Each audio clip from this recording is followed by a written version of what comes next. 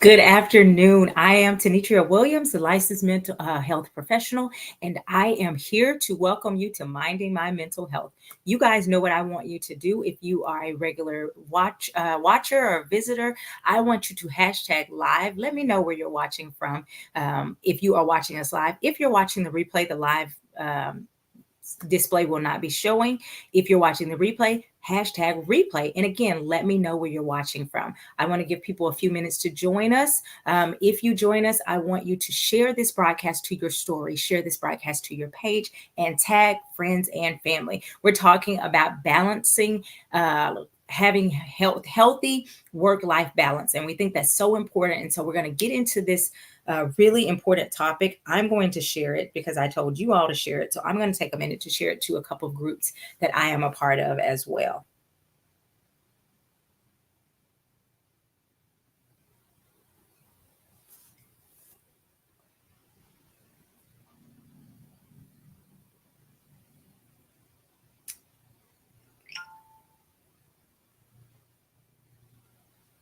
All right. Well, let's get into it. Let's get into it. Again, let me know where you're watching from. Make sure you are tagging your friends and your family because a lot of us are working and we are talking about healthy work life balance. Go ahead and put that in the comments. Healthy work life balance. Why? Because I think, again, this is something that's super important. I think it's something that we all can relate to some degree.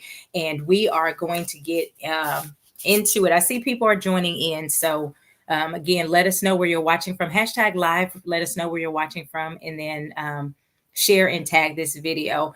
I'm really excited to have you all here today. This is a topic I think a lot of people have to learn how to deal with and navigate. And I was even just saying, as I was preparing for today's topic, I started seeing some things and I said, oh, I do that really, really well. And then I saw some areas where I really need to focus and try to tighten up a little bit. And so, again, I want to make sure that this is something that we are taking our time to learn about, and not only learn about it, but to actually implement it, because it really could be the matter of us living a long, healthy life or not so long, right? So let's get into it. So we're talking about creating healthy work-life balance. There are 168 hours in a week. So 168 hours in a seven-day week. The average American spends 40 to 50 hours working. So 40 to 50 hours working our quote unquote day job, right? Then we spend about, we're looking at average about 6 hours of sleep a night. So that's about 42 hours of sleep. So that really only leaves us with about 82 to 90 hours out of that 168 hours. I'm sorry. 82 to 90 hours, that's just working and that's sleeping. And then that leaves us about 78 hours to spend time with family, take care of personal business, take care of any self-development, chores, working out, our children's extracurricular activities, cultivating relationships, doing things that we love, watching movies. All of that is to be done in that last 78 hours. Now, think about that. That's a lot of stuff to try to fit into that amount of time. And most of us are struggling, or many people, I will say, are struggling to feel like they have some sense of healthy balance in that area. And so I think that's really important that we begin to say, how do I make this thing more healthy for my life? It's not uncommon for parents to only spend about 2 to 3 hours a day with their kids. Now think about that. And I was looking at our own lives. We get the girls up, when we wake them up, we're literally saying, hey, let's get up, let's go, let's get ready for school. We go to school, drop them off at school, we do our work thing. By the time we pick them up, depending on what day it is, we may pick them up and they have extracurricular activities that will take them another several hours before we get quality time. And then the days they don't have extracurricular activities, by the time we get them, there's still only about 2 to 3 hours of like quote unquote family quality time. Guess what we're having to do during that time? We're having to cook dinner. We're having to help with homework. We're having to make sure that we take showers and that we're eating dinner and all of those things. And so sometimes it can feel like every day, especially through the work week, if you have children, it can feel like it is just go, go, go. And so what we're going to talk about is ways that we can create more of a balance in that, so that we're not always feeling so rushed all the time. We're not always feeling so bogged down and so stressed out. We don't want to be stressed out. We're done with stressed out. We're going to leave that in and what is this, March? We're going to leave that March 14th. We're going to leave the stressed out work life today. So people are often overwhelmed with the stress, and honestly, people often do all of this, and then they're frustrated because they've done all of this to work so much, and then they look at their bank account and they recognize that my money does not match the amount of time that I'm spending at this place. And maybe even my relationships don't match the amount of energy, emotional energy that I'm trying to exert. And so it can feel really discouraging if you're going and going and you're trying and you're working hard at your job and it doesn't seem like your money's matching. You're working to build those relationships and maybe they don't feel like they are as healthy as you want them to be. These are the times when we have to stop and say, I have to look at this and to see if I have a healthy work-life balance. So again, if any of this resonates with you guys, make sure you're putting in comments, questions, or anything like that. So one of the main stressors people report is having high demands at work, but not enough time to do those, or unrealistic expectations of the time frame to do that work. I asked a question on social media recently. It's like, what's the stressor from your job? And that was one of the things that several people talked about, having, number one, having to go. Number two was, once I get there, how do I stay encouraged to keep going, because it feels like I have so many things to do and not enough time to do them. And sometimes it's not that the task is so difficult, it's the task being done in that specific amount of time, which can cause people to stress. So we're going to talk about 7 ways that we can create a healthier work-life balance. 7 ways that we can create a healthier work-life balance. Is that something you've struggled with? Go ahead and put a 1 in the comments if that's something you've ever struggled with, feeling like you need to have a better work-life balance. So the first one, and you guys probably know what I'm going to say, but I'm going to say it and we're going to break it down and go into it into some detail. The first thing we have to do to have a better work-life balance is to set boundaries. Set boundaries, right? Sounds super simple, but it's super important. We have to set boundaries. What do we mean when we say set boundaries? Setting boundaries is basically saying, this is how far I'm going to allow certain things to go, and this is how far they can go. This is how far I'm willing to go. This is what I allow into my space, right? So that's what boundaries are. So here are some ways that we can set boundaries. One of the ways we can set boundaries when we're talking about work-life balance is defining work hours. Actually saying, is this these are the times that I work. So specifically, if you work 9 to 5 or 9 to 5, and then I don't mind, we're answering some emails until 7 or whatever, but you are defining, this is when I will do work activities. This is when I'm focusing on family activities. So determine specific work hours during that time that you're available. Communicate during that time. Let clients, colleagues, supervisors, people that you're going to be interacting with, let them know these are the times that I'll answer emails. These are the times you can expect a response. Because if someone emails you at 10 p.m. and you respond back to them, guess what? We are teaching them that, hey, I can expect if I email you at any time that you're going to respond back to me. So we have to begin to set the standard of how we want things to go. And I've been guilty of that, responding back to a client or somebody kind of late in the hours. And I said, I have to do better with saying, that's an email I'm going to start and make sure that I see it in the morning. I'm going to respond in the morning, unless of course it is a mental health emergency. Of course, I'm going to, respond to that. But what does that do? That begins to teach people, hey, I can send her a message whenever, but I cannot expect a prompt response after 7 p.m. or 6 p.m. or whatever time you've kind of established. So it's important that not only you set those boundaries, you communicate those boundaries and those expectations so people have a clear expectation. That doesn't mean people won't expect it, but you have a better chance of having less tension or misunderstandings when you say, hey, if you email me after this time, I may not respond until the next day, or I will not respond until the next day. So setting that clear, kind of those defined hours of operation to help people to understand. Again, that doesn't mean you can't have any flexibility. That doesn't mean that people that there may not be exceptions to that. But if you have a general rule to that, you're going to have a healthier work-life balance. The other thing is have a designated workspace. Again, something I have. I'm a laptop, and so it's really easy for us to just move all around. The problem with that, and we saw a lot of this with COVID, the problem with this is it can feel like everywhere is work, and you don't have a space where it doesn't feel like there's a pressure or there's work for you. So creating or designating a special workspace for you. Why is that important? Because again, it helps you to say, this is for work, this is not for work. Emotionally and physically, it helps to separate those things in your mind. All right. The other thing is to disable work related notifications. Again, super important. Disable work related information. These are all steps to setting healthy boundaries when we're talking about creating a healthy work life balance.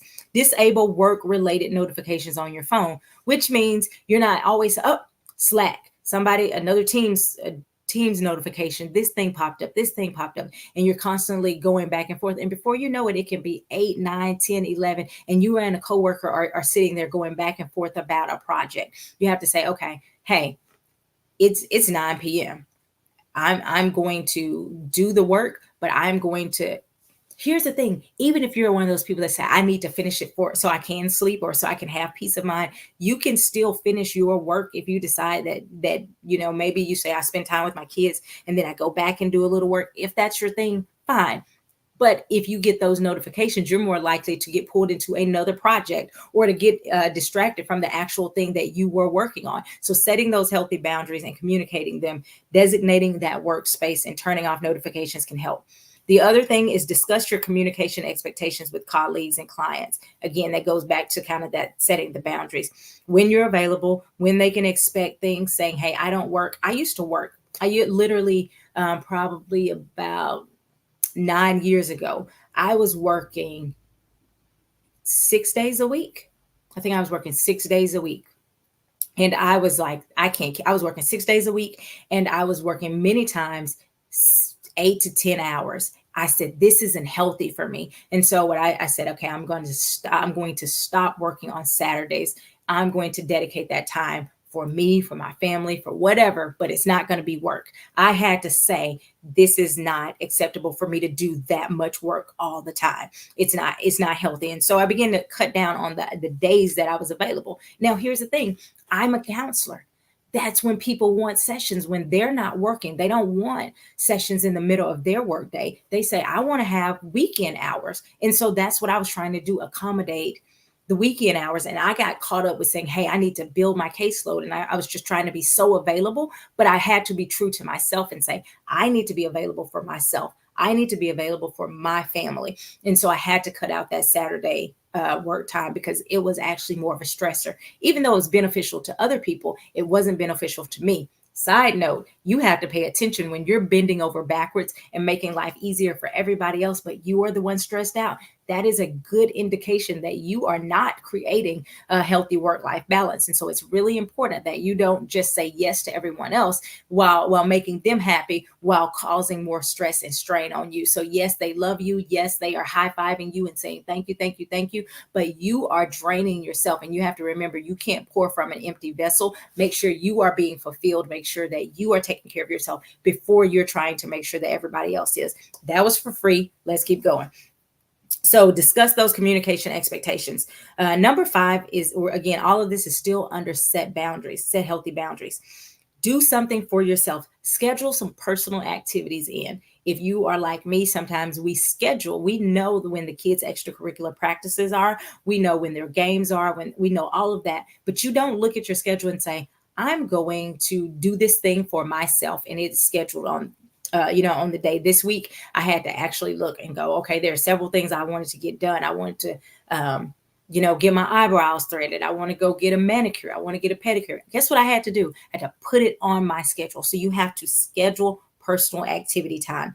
Block out time in your schedule for your personal activities and your commitments. That could be some family time, but that also needs to be some hobbies, relaxation, and treat these commitments like they are just that, commitments. Don't just go, oh well, I'll just cancel my massage. I'll just cancel this because so I can do this for somebody else. No, stay true to your commitment to yourself because you deserve that. Okay.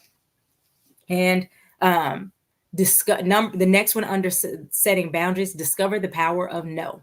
Discover the power of no. If everybody will put that in the comments for me, say, discover the power of no. Being comfortable saying no is so important to your mental health. Being comfortable saying no. If you are a person that says, I struggle with saying no, say it. Begin to own it. It is going to be uncomfortable at first, but the more you say no, the more you get comfortable saying no. Go ahead and share and tag your friends and family if you're still watching, because I already know that this is something that can help some people. I'm going to go ahead and tag a couple more people because I was like, you know what, people need to be hearing this and watching this. So you need to discover the power of no. Prioritizing your well-being and maintaining a healthy work-life balance really depends on your ability to say nope, nope, I'm not going to do that. Discover the power of no. Thank you so much. Now, that doesn't mean that you are one of those employers or employees that constantly saying that's not in my work job description. I'm not doing that. I'm not going to be a team player. If someone says, hey, can someone cover this shift? No, you're saying no to everything. I'm not talking about that. You do want to be a team player. You do want to say, hey, I can do something to help out because I know that there's going to be a time that maybe I need someone to step in and help out for me. So I'm talking about when you are overloaded and you don't have the capacity and you're saying yes because you think that is the way to get ahead, or you're saying yes because you're so terrified of feeling rejected or being rejected that you just keep saying yes to everything. We're talking about that no boundaries type of person. So you have to make sure that it's okay to say yes to some tasks. It's okay to say yes to different opportunities. You want to make sure that those opportunities align with your goals. You want to make sure that what you're saying yes to align with your values. You want to make sure that what you're saying yes to aligns with your purpose, right? So sometimes we're saying yes to so many things and we look back and we go, that wasn't actually a part of my purpose. And it's actually so many yeses can become a distraction. Make sure your yes doesn't become distractions. And so you said yes to so many things that you could just be getting distracted from the things you need to be focusing on. So that's why we say discover the power of no. If a coworker comes in and says, hey, can you help me with so-and-so? It's okay to say, I actually can help you with that, but I cannot help you right now because I have some deadlines myself. Or I won't be able to help you with that because I have deadlines myself. It's okay to say no. Discover the power of no. And so let's look. So those were ways that you can work on establishing boundaries for yourself. The other one we talked about, disabling work-related emails. You may even have tech-free zones in your house where you say, over at the dinner table, we don't have devices. So we had to implement that with our children. We'd say, hey, not at dinner. Dinner time, we're going to be tech free. Put your devices away. Why? Because you're establishing that this space or this place or this time is time for us to calm ourselves, to reconnect to one another, to have conversations, to do all of those things so you can have those moments, right? So the next thing you want to do when you're talking about healthy, all of that was under set boundaries. So number one, set boundaries. Number two is to prioritize your task. Prioritize your task. What does that look like? Prioritize your task means identify your most important task and then prioritize those accordingly. Focus on completing high priority tasks during work hours to avoid having to take those things home. If you are working on something really high priority, if you get home, guess what? You're going to be distracted, more irritable with your family, more frustrated with your family because the kids won't be quiet. They're jumping. So if you can do those high priority tasks at work or during work hours, you're going to have a better transition and better balance. Also, even at home, when you're talking about at home, allow your values to dictate your priorities. What do I mean? Sometimes we allow the thing that squeaks the loudest to be the thing that takes our attention. So your child may be in the room and you haven't spent much time with them that day or that week and they had a really rough day, but you walk in the kitchen and you see dirty dishes. guess what? Those dishes may be loud because you see them. They're visible. Where your kid is in the back being, they may be crying or sulking or just again having a rough day. If you begin to prioritize those tasks based on your value, you say, I do value having a clean house, but I value helping my child through this difficult time or this struggle that they're having. So even though the dishes are yelling and my child is being very quiet, I'm going to allow my value system to be the guide for which task I choose to focus on right now. And I know if many of you are like some people that I know who are very driven with their task. I have to get this task off of my list, or this is what I'm doing right now. Sometimes it can be difficult to shift and say, that's a value that I have. So even though this is important, calming my child or connecting with my child or connecting with my spouse is important. There are times when I absolutely have a lot of work that I need to be doing. And vice versa with my husband. We will have tasks that we need to do, but we will also say, whew, let's connect. Let's just put that aside and connect. We are, what is that? That's value prioritizing. We value having our relationship be important. We value that more than just those tasks. And so we'll spend time connecting, even if maybe we go back to those tasks later, or we look at how we can rearrange so we can make sure we get those tasks accomplished. You have to let your value system guide how you prioritize those things, particularly at home. When prioritizing, look to see again what's important. Sometimes we have a belief that we are the only person that can do a task. We also, when we're talking about prioritizing, prioritize what you have to do and what other people can do. So utilize your support system. I don't know how many times we've seen people, maybe neighbors, both taking their kids to the same soccer practice, and they will both pull out. They'll both sit out in their car. With time, utilizing your support system says, hey, this week, can you take the kids to soccer practice? And I'm going to doing some catch up work or doing some self care or whatever. Next week, I'll take the kids to soccer practice. What does that do? That allows a little bit more time for yourself, utilizing your support system. But many of us live in a very individualistic kind of mindset. And then we are thinking, I have to do all of this, as opposed to saying, hey, I have people in my life that actually can help reduce some of this burden.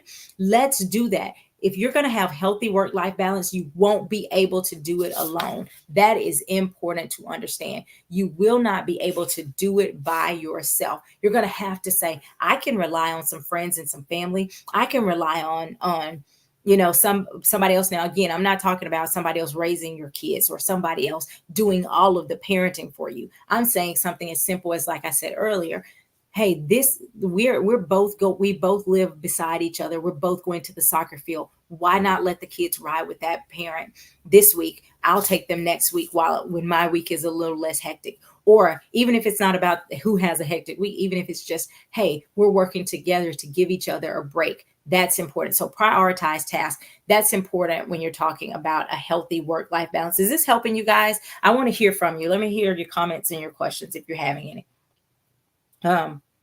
So again, I think that's really important. Number 3 is to schedule breaks. Okay. So schedule breaks. Incorporate regular breaks into your workday to recharge and avoid burnout. Using breaks to engage in activities that promote relaxation and well-being. That could be you walking outside. That could be you just stopping to just kind of stroll around, depending. When I work remote now, and so a lot of my work is from the home office. But when I worked out and I had to go into work, it would not be uncommon for you to see me between clients walking in the parking lot.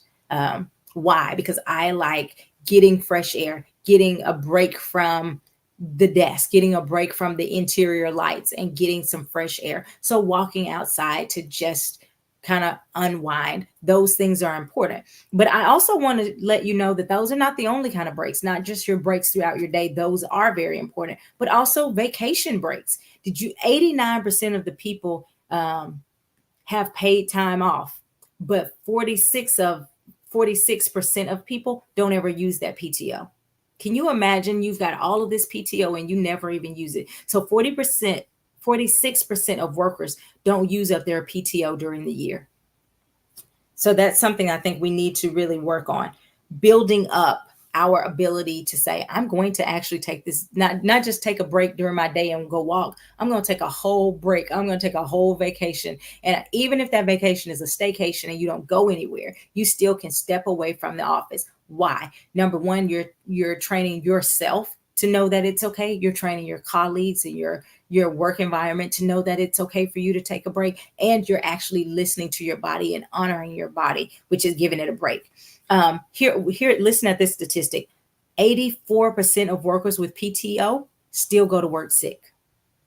84%. Now, sometimes, and I said PTO, which means paid time off. So you're getting paid. You're still going to work when you're sick. Why would someone do that? Because again, the understanding of the balance isn't always there. Sometimes we feel like I'm the only one. Things are going to crumble if I'm not there. Well, guess what? If something happens to you, things are not going to crumble. They're going to find a way. And so until you recognize that you are not indispensable,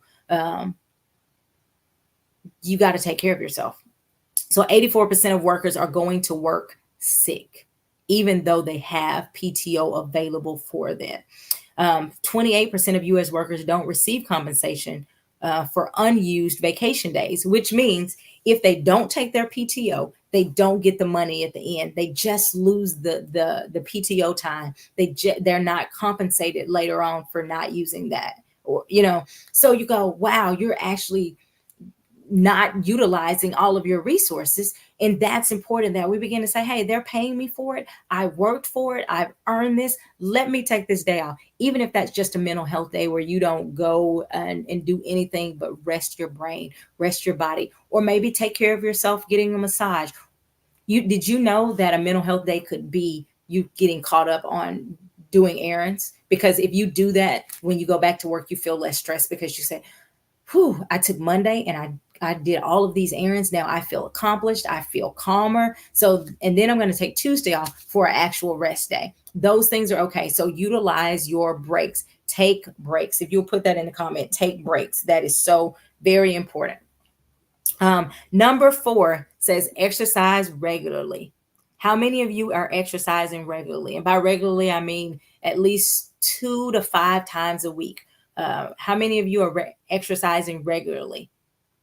If you aren't, I really encourage you to begin to incorporate exercise into your day, right? Making sure that we are doing that. Incorporate regular exercise. Make time for physical activity, even if it's just a short walk or a quick workout session. Exercise helps to reduce stress, improve your mood, and boost your overall health. When we exercise, it will help us all the way around. So what are we talking again? We're talking balance between our work life and our home life, and exercise helps. If you get to exercise, you are overall healthier. You're going to be less irritable with your family. Again, it's a great way to relieve stress. There are people I know who would say they were so stressed and they go, even though I'm super stressed, after work, I don't go home until I stop by the gym at least for 30, 40 minutes. Why? Because that allows me to actually be more available for my family when I get there. So even though it feels like it's taking time away, they are nicer. They are more pleasant. They are more present when they actually get home because they've taken that time to release some of that stress physically from their bodies. And so I am a huge proponent of saying, let's move our bodies to release. If I don't get enough exercise throughout my day, typically at night, I am literally in the mirror dancing. Sometimes there's music playing, sometimes it's just music in my head, but I am getting that physical release because I do believe that exercise and moving our body is so very important for us. So exercise regularly is a part of having a good, healthy work-life balance. Number 5, we're talking about practice time management. Okay. So practicing time management. Use time management techniques such as time blocking to maximize productivity and minimize distraction. So if you guys know what time blocking is basically when you divide your day into chunks of, hey, I'm going to do this task or these specific types of tasks from 8 to 12. Okay. So from 8 to 12, I'm going to see clients. From 12 to 2, I'm going to do notes for those clients. And from 2 to whatever, I'm going to do client engagement. So I'm going to reach out to my clients, or I'm going to answer emails or something like that. Right. So time blocking is really important when you're talking about having good time management. So that's the next thing. You want to practice effective time management. There are all types of time management systems. If you're not a person that says maybe time blocking doesn't work for you, you have to figure out what works for you, because there are people who, have different systems. I like the time blocking personally, but there are various systems that work. Figuring out what works for you. Also, understanding the time management matrix, I think, is important. And that's where you're looking at the tasks that are urgent and not urgent. They're the tasks that are important and not important. And oftentimes, what we do is we'll get pulled into someone else's emergency, which is urgent for them, but it's not important for us. It's not important for us. It may be urgent because, again, it may be an emergency for them. We'll get pulled into their stuff and we will neglect the things that we actually need to do. How many times are you in there working and a coworker says, oh my gosh, I can't figure out this thing. Come here, help me with this thing. And now you've gone over there and you've spent 2 hours working on something that wasn't related to what you had to do. That coworker finished that task, that coworker left on time, and now you are sitting there working on your stuff. So you have to be able to, again, going back to the power of no, being able to say, I love to help after I do this. That doesn't mean we don't help coworkers. It doesn't mean we don't help other people. It means we have to say, do I have the capacity? Do I have the capacity in my time? Do I have the capacity in my ability to be able to help or to do something for someone else at this time? Okay. The next part, of course, I think is important, is disconnect. And this kind of goes along with what we were talking about with the boundaries. Disconnecting is setting aside that dedicated time that you disconnect from work-related activities or technology. So I can remember one time I was playing with my little girl, but I wasn't present with her. So I mean, I had my phone and I was still, engaging with work on my phone, but I was there with her. And she said, "Mommy, you're not paying attention." And I said, "Yes, I am." And I kept doing it. And finally she got right in my face and she's like, "Mommy, you're not paying attention." And that was a really big kind of wake up call for me. I went, "You're right, I'm not paying attention. Let me go put my phone up." So I actually had to get up, remove that distraction. So I had to disconnect from that work related technology, disconnect. And then I was able to not only be there, because oftentimes we're there, we are not present while we're there. Our physical body is there, but our mind is still at work. Our mind is still thinking about the 18,000 things it feels like we have to do. So that is really important, that we can, again, disconnect from the work related technology. So I think that's really important. Let me know, do you guys have any questions? I have some more stuff to talk about, but I want to know if anyone has any questions. If so, please put those in the comment section for us. So the next thing is to prioritize self-care. Prioritize self-care. And you guys know, when I start talking self-care, I kind of get on my soapbox a bit. Self-care is much broader than we want to say. I think self-care, really a part of self-care, is being able to go and get a manicure and get a pedicure. I think that's a part of self-care. It is not all encompassing. And I hear people say, when I say, how are you taking care of yourself? Sometimes they will say, well, I got a manicure yesterday, or I got a pedicure yesterday. And that's the extent. What else are you doing? That's about it. That's the extent of what people think self-care is, getting kind of pampered on, which again, I think is beautiful. And I think it's a place for that. It's not all encompassing. So I want to delve into self-care a little bit more. Self-care, making sure you prioritize by engaging in activities that promote mental, emotional, and physical well-being. So the exercise that we talked about earlier is a part of self-care. Taking those breaks during your day is a part of self-care. Drinking enough water, staying hydrated, it's a part of self-care. Eating in a nutritious way, it's a part of self-care. But also going to see a therapist It's a part of self care, taking care of your spiritual life. So that may your prayer life, your time with God, that's a part of your self care. When you start neglecting your self care, you are going to have consequences at home and at work. It's not just about it's going to show up at work, it's going to show up in all those areas when you neglect you. Don't neglect yourself. That's really important. Prioritize your self care.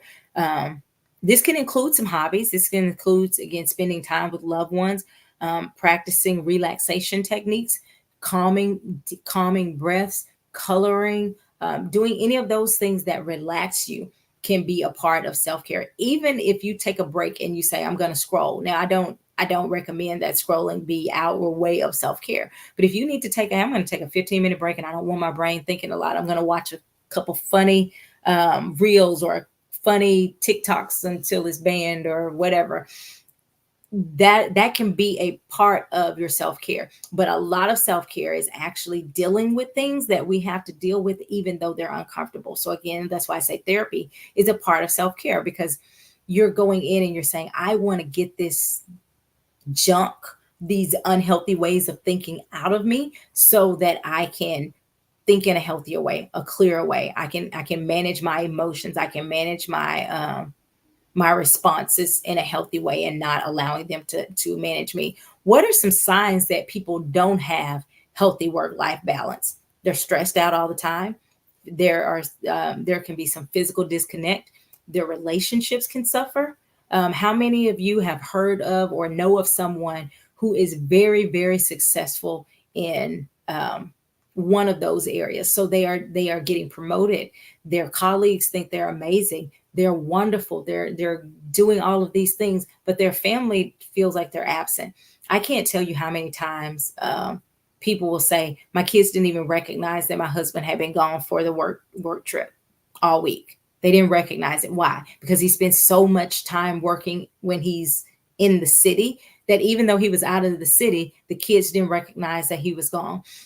Or sometimes we have the balance the other way. So financially, we're not doing a great job at work because we're so focused on, I have to take an off for this, utilize that support system. So all of this begins to tie in together. We're talking about a healthy balance. We don't want you to be successful in one area while you are on fire in another area. We want you to be healthy in your work life and in your professional life. Now, a lot of this talk was more of if you are in an office type of environment, like working for someone. But let me explain, even if you're an entrepreneur, these are the same things apply as well. Now, you may not necessarily have specific office hours, right? I know for me, I don't have a specific time. I have times where I see clients, but I don't necessarily have like these are my office hours only, and I just cut off because I may be teaching a class after hours of seeing clients one on one. I may be doing something like that.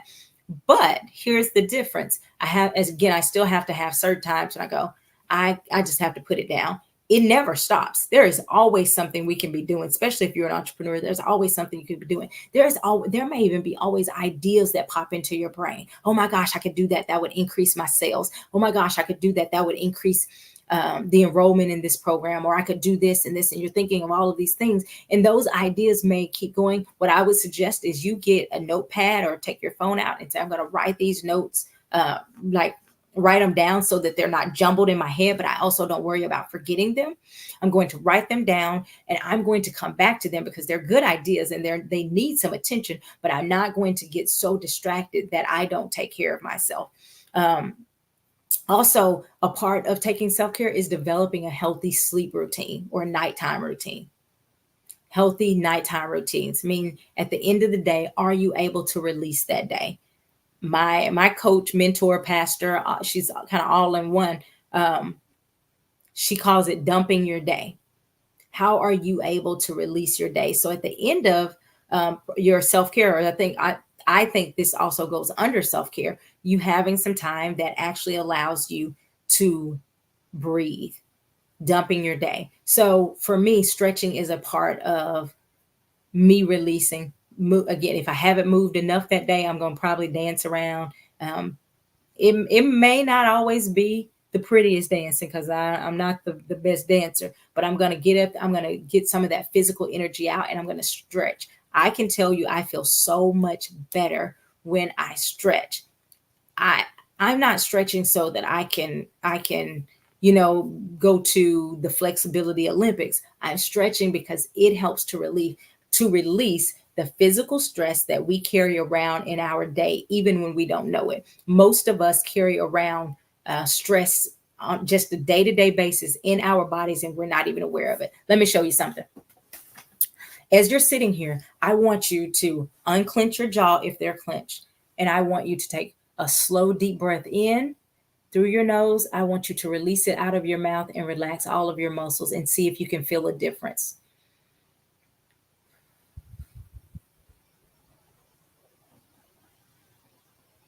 Tell me how that felt. If you can just feel a difference in your body just from that one slow, deep breath and relaxing those muscles. Tell me if you can feel a difference. What does that demonstrate? That we were carrying a level of tension that we didn't, even though you may have just been sitting here watching this broadcast, you're still carrying a level of tension that maybe you were not even aware of. It's okay to say, I'm going to stop. I'm going to take this break and I'm going to allow my body to calm down. Our bodies are not designed to be in a high stress situation. Many of us have trained our bodies to be on high alert a lot, or our bodies are so accustomed to being on high alert, it's actually difficult for our bodies to calm down. So even if you did that and you say, I still feel tense, that's a sign that you need to stop and take more breaks throughout your day. So again, you want to make sure that you're doing these things to create a healthy work-life balance. I see a couple people here with me. Let me know if you have any questions or comments. How'd you guys feel after you did the deep breathing? Could you tell a difference? Yeah.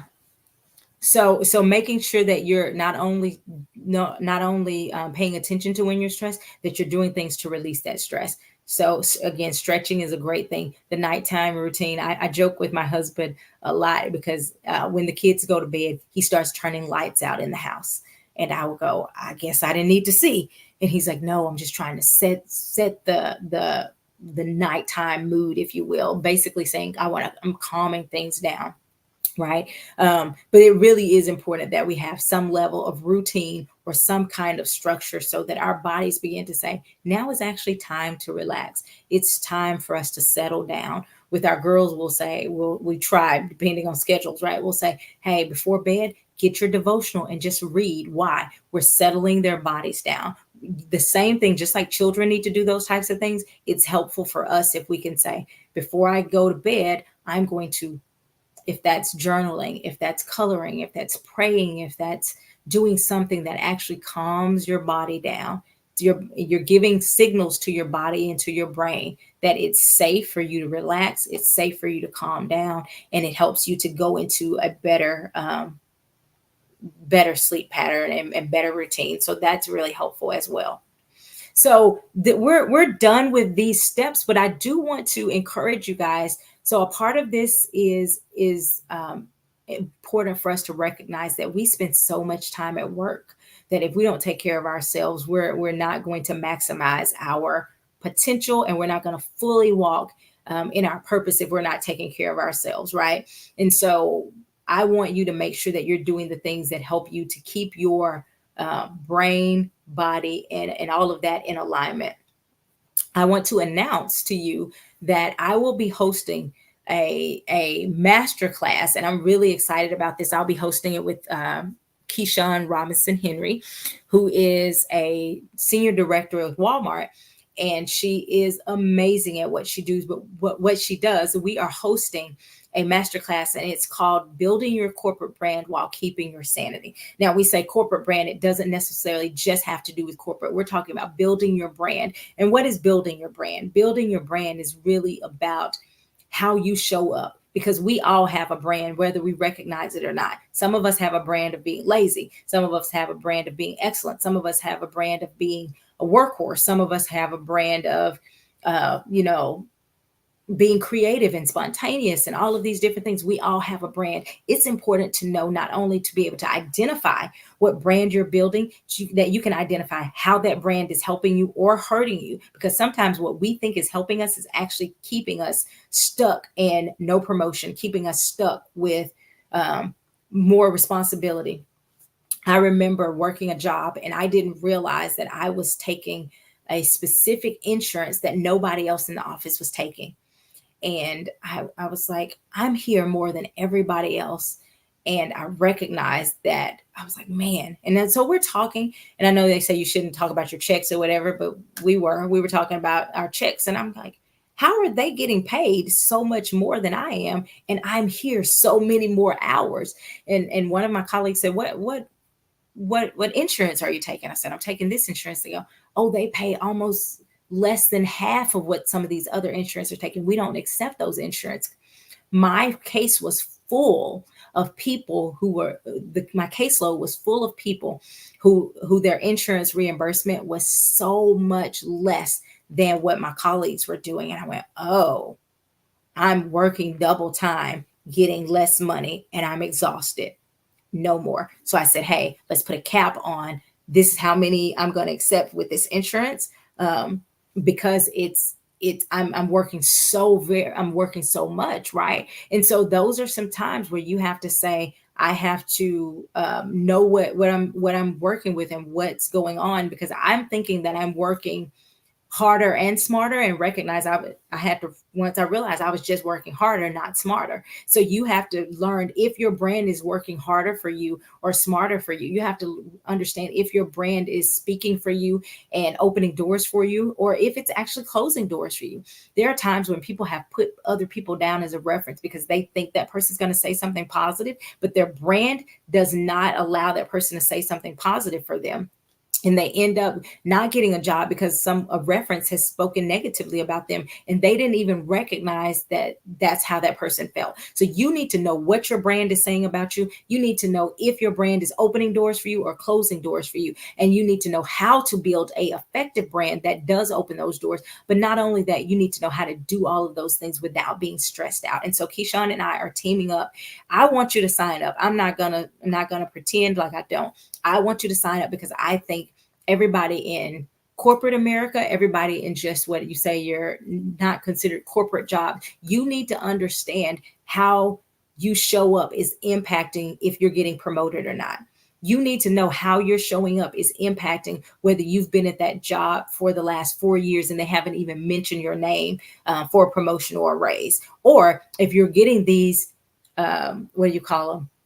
Title increases but no pay increases. You need to know how your brand is impacting you getting the more work but less pay. You need to know those things. That's impactful. So if you know that that's something that you want to be a part of, I'm putting the link here. Make sure that I'm putting it in the comments. um, Go to that website I just put in the chat.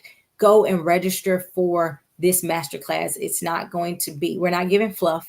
We are going to go in there and give some real powerful, hard hitting, hey, this is how you open those doors. And not just open those doors, but this is how you get those doors open and keep your sanity. So Keyshawn's going to be covering the branding piece. I'm going to be covering the mental health piece, and we are tag teaming, and we're going to bring a lot of great information. So make sure that you do that, you register, and spread the news about the masterclass, because there are a lot of people I think that could benefit from saying, hey, I'm working my fingers to the bone. I'm stressed out. I have friends.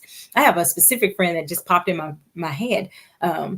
She is brilliant, and I do mean brilliant. And she's working all the time, and I've seen her do a lot of work with trying to maintain her mental health. Right, she's doing the counseling, she's doing all of these things, but she's not getting the financial reward. She's not advancing in the career financially the way her work ethic says she should.